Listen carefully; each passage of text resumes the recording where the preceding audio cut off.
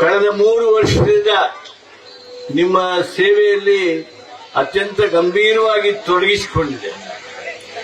ಬಿಜೆಪಿಯವರು ಅಡ್ಡಾಡ್ತಾ ಇದ್ದಾರೆ, ಕಾಂಗ್ರೆಸ್ ಹಂಗ ಇದು ಅದು ಅಂತೇಳಿ ಏನು ಹೇಳ್ಕೊಂತ ಅಡ್ಡಾಡ್ತಾ ಇದ್ದಾರಲ್ಲ, ಅವ್ರನ್ನ ಕೇಳ್ತೀನಿ. ಒಂದರ ಒಂದು ಬಡವರ ಸಲುವಾಗಿ, ಬಡವರ ಕಣ್ಣೀರು ಒರೆಸೋದ್ರ ಸಲುವಾಗಿ, ಬಡವರ ಬಡತನವನ್ನ ನಿರ್ಮೂಲನೆ ಮಾಡೋದ್ರ ಸಲುವಾಗಿ, ಬಡವರ ಕುಟುಂಬದಲ್ಲಿ ಸಮಾಧಾನ ಮೂಡಿಸುವಂತ ಒಂದು ಕಾರ್ಯಕ್ರಮ ಕೊಟ್ಟಿದ್ರೆ ಹೇಳಿ, ಮೋದಿಯರ ಹೇಳಿ, ಅಮಿತ್ ಶಾ ಹೇಳಿ, ಇಲ್ಲಿ ನಮ್ಮ ರಾಜ್ಯ ನಾಯಕರೆಲ್ಲ ಹೇಳಿ, ನಾವು ಹೇಳ್ತೇವೆ.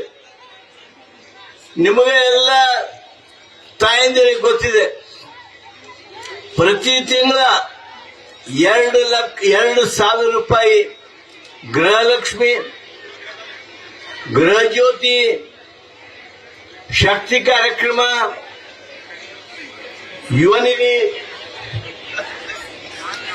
ಯುವನಿಧಿ ಕಾರ್ಯಕ್ರಮ, ಅದರ ಜೊತೆಗೇನೆ ಅನ್ನಭಾಗ್ಯ ಕಡಿಮೆ ಪ್ರಮಾಣದ್ದು. ಶಿವಾನಂದ ಪಾಟೀಲ್ರು ಆಗಮಿಸಿದ್ದಾರೆ, ಅವ್ರಿಗೂ ಸ್ವಾಗತ ಮಾಡೋದು. ನಾನು ತಮ್ಮನ್ನು ಕೇಳ್ತೀನಿ, ಪ್ರತಿ ತಿಂಗಳ 5,000 ರೂಪಾಯಿ ಕಿಮ್ಮತ್ತಿನ ಆದಾಯ ನಿಮ್ಮ ಮನೆಗೆ ಬರ್ತದ ಇಲ್ಲ? ಇದನ್ನ ಕೊಟ್ಟವ್ರು ಯಾರು? ನೀವೇನು ವೋಟ್ ಹಾಕಿ ಸಿದ್ದರಾಮಯ್ಯನವ್ರನ್ನ ವಿಧಾನಸೌಧಕ್ಕೆ ಕಳಿಸಿದ್ರಿ, ನಮ್ಮ ಸರ್ಕಾರ ಸ್ಥಾಪನೆ ಆಯ್ತು. ಬರೇ 48 ತಾಸಿನಾಗ ಈ ಪಂಚ ಗ್ಯಾರಂಟಿಗಳನ್ನ ಲಾಗು ಮಾಡಿ ಇವತ್ತ ಬಡವರ ಬದುಕಿನಲ್ಲಿ ಬದಲಾವಣೆಯನ್ನ ತಂದಿದ್ದೇವೆ. ಇಂಥ ಕಾರ್ಯಕ್ರಮವನ್ನು ಕೊಟ್ಟಿರ್ತಕ್ಕಂಥ ಕಾಂಗ್ರೆಸ್ ಪಕ್ಷವನ್ನ, ನಿಮ್ಮ ನಾಯಕ ಸಿದ್ದರಾಮಯ್ಯನವರನ್ನ, ಕಾಂಗ್ರೆಸ್ ಪಕ್ಷದ ಅಧ್ಯಕ್ಷರಾದ ಶಿವಕುಮಾರ್ ಅವರನ್ನ ನೆನಪಾಗ್ತೀರಿ? ಏನ್ ಹೇಳ್ತಾರೆ ಬಿಜೆಪಿ ಅವರು? ಮೋದಿ ಅವರು ಏನ್ ಹೇಳ್ತಾರ? ಗ್ಯಾಸ್ ಬೆಲೆ ಹೆಚ್ಚಿಗೆ ಆಗೋದಿಲ್ಲ, ಪೆಟ್ರೋಲ್ ಬೆಲೆ ಹೆಚ್ಚಿಗೆ ಆಗೋದಿಲ್ಲ, ಪತ್ರಿಕೆ ಒಳಗೆ ಹೇಳಿಕೆ ಕೊಡ್ತಾರ. ಅವತ್ತ ರಾತ್ರಿ ಅದರ ಬೆಲೆ ಹೆಚ್ಚಿಗೆ ಮಾಡಿರ್ತಾರೆ. ನಿಮಗ ಪ್ರತಿಯೊಬ್ಬರ ಅಕೌಂಟ್ನಾಗ 10 ಲಕ್ಷ ರೂಪಾಯಿ ಹಾಕ್ತೀನಿ ಅಂತ ಹೇಳಿದ್ರು. 8 ವರ್ಷದಿಂದ 1 ನಯಾ ಪೈಸೆ ಹಾಕಿದ್ರು. ಪುಕ್ಕಟ ಗ್ಯಾಸ್ ಅಂತ ಹೇಳಿದ್ರು, ಕೊಟ್ಟರು. ಏನೆಲ್ಲ ಹೇಳಿದ್ರು, ವಚನ ಭ್ರಷ್ಟರು. ವಚನ ಭ್ರಷ್ಟರಾಗಿರ್ತಕ್ಕಂಥವ್ರಿಗೆ, ಬಡವರ ಬಗ್ಗೆ ಕಾಳಜಿ ಇದ್ದವ್ರಿಗೆ ದಯಮಾಡಿ ತಾವು ಯಾವ ಕಾರಣಕ್ಕೂ ಸೊಪ್ಪು ಹಾಕಬಾರ್ದು. ನಮ್ಮ ಗ್ಯಾರಂಟಿ ನಿಲ್ಬೇಕು, ಸಿದ್ದರಾಮಯ್ಯನವರು ಕೊಟ್ಟ ಗ್ಯಾರಂಟಿ ನಿಲ್ಬೇಕು. ಹೆಂಗರೆ ಮಾಡಿ ಇವರಿಗೆ ಬರುವಂತ ಏನು ಹಣ ಇದೆ ಅದನ್ನ ನಿಲ್ಲಿಸಬೇಕು ಅಂತ ಪ್ರಯತ್ನ ಮಾಡ್ತಾ ಇದ್ರು.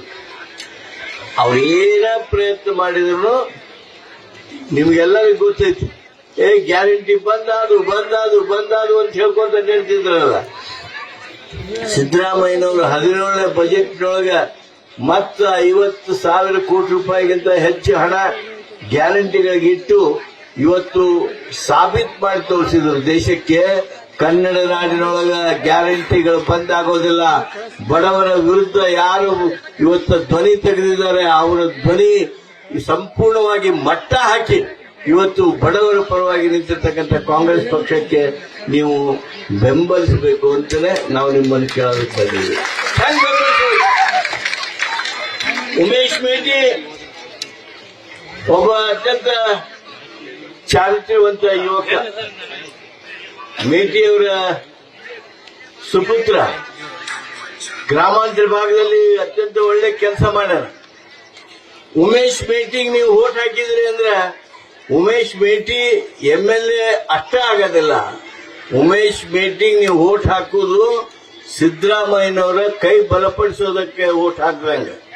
ಸಿದ್ದರಾಮಯ್ಯನವರು ಬಡವರಿಗಾಗಿ ಇದೇ ರೀತಿಯಾಗಿ ಕೆಲಸ ಮಾಡಬೇಕು ಅಂತೇಳಿ ನಿಮ್ಮೆಲ್ಲರದು ಬಯಕೆ ಇದ್ರ. ಈ ಎಲ್ಲ ಗ್ಯಾರಂಟಿ ಸಲುವಾಗಿ, ಮನಿ ಸಲುವಾಗಿ ಇವೆಲ್ಲ ನಿಮ್ದು ಆಶೀರ್ವಾದ ಅವರಿಗೆ ಮುಟ್ಟಬೇಕು ಅಂತ ಇದ್ರ ಮಾನ್ಯ ಉಮೇಶ್ ಮೇಟಿ ಅವರಿಗೆ ನಿಮ್ಮ ಮತ ಹಾಕ್ರಿ. ಆ ಮತದ ಚಲಾವಣೆಯ ಮೂಲಕ ಸಿದ್ದರಾಮಯ್ಯನವರ ಕಾಂಗ್ರೆಸ್ ಬಲಪಡಿಸ್ರಿ ಅಂತ ಹೇಳಿ ತಮ್ಮಲ್ಲಿ ಕೈ ಮುಗಿದು ನಾನು ಮಾತು ಮುಗಿಸ್ತೇನೆ.